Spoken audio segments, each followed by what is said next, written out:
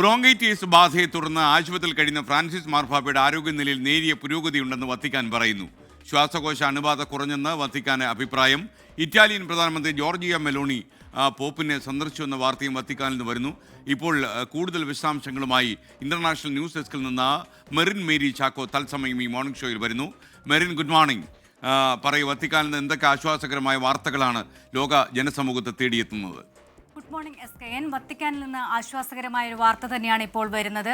Bronchitis ബാധയെ തുടർന്ന് ആശുപത്രിയിൽ കഴിയുന്ന ഫ്രാൻസിസ് മാർപ്പാപ്പയുടെ ആരോഗ്യനിലയിൽ നേരിയ പുരോഗതി എന്ന് തന്നെയാണ് ഇപ്പോൾ വത്തിക്കാൻ അറിയിക്കുന്നത്. ശ്വാസകോശാണുബാധ കുറഞ്ഞുവെന്നും അദ്ദേഹം സഹപ്രവർത്തകരുമായി സംസാരിച്ചുവെന്നും ഇപ്പോൾ വത്തിക്കാൻ വ്യക്തമാക്കുന്നു. മാത്രവുമല്ല, ഇറ്റാലിയൻ പ്രധാനമന്ത്രി ജോർജിയ മെലോണി അദ്ദേഹത്തെ ഇപ്പോൾ ആശുപത്രിയിൽ സന്ദർശിച്ചു. 20 മിനിറ്റോളം ഇരുവരും കൂടിക്കാഴ്ച നടത്തിയെന്നും വത്തിക്കാൻ അറിയിക്കുന്നു. ഇത് സംബന്ധിച്ച് ജോർജിയ മെലോണി പ്രതികരിച്ച് താൻ പോപ്പുമായി സംസാരിച്ചു.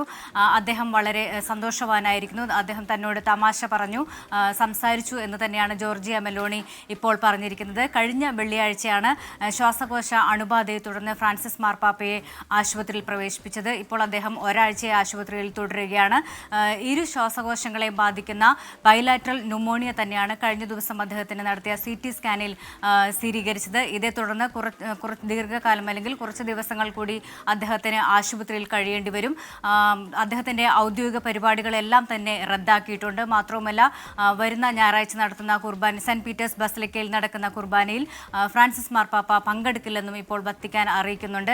എന്തായാലും ഇപ്പോൾ അദ്ദേഹത്തിൻ്റെ ആരോഗ്യനിലയിൽ പുരോഗതിയുണ്ട്, നേരിയ പുരോഗതിയുണ്ടെന്ന് തന്നെയാണ് വത്തിക്കാൻ അറിയിക്കുന്നത്. 21-ാം വയസ്സിൽ അദ്ദേഹത്തിൻ്റെ ശ്വാസകോശത്തിൻ്റെ ഒരു ഭാഗം നീക്കം ചെയ്തിരുന്നു. ഇതേ തുടർന്ന് തുടരെ അദ്ദേഹത്തിന് ശ്വാസകോശത്തിന് അണുബാധ സ്ഥിരീകരിച്ചു. 2023-ലും ഇതുപോലെ ശ്വാസകോശ അണുബാധ സ്ഥിരീകരിച്ചിട്ടുണ്ട്. എന്തായാലും ആരോഗ്യനിലയിൽ പുരോഗതി ഉണ്ടെന്നുള്ള വാർത്ത തന്നെയാണ് ഇപ്പോൾ വരുന്നത്. തൻ്റെ ആരോഗ്യത്തിന് വേണ്ടി പ്രാർത്ഥിക്കണമെന്നും ഫ്രാൻസിസ് മാർപ്പാപ്പ ഇപ്പോൾ വിശ്വാസികളോട് അഭ്യർത്ഥിച്ചിട്ടുണ്ട്. SKN. Okay, thank U.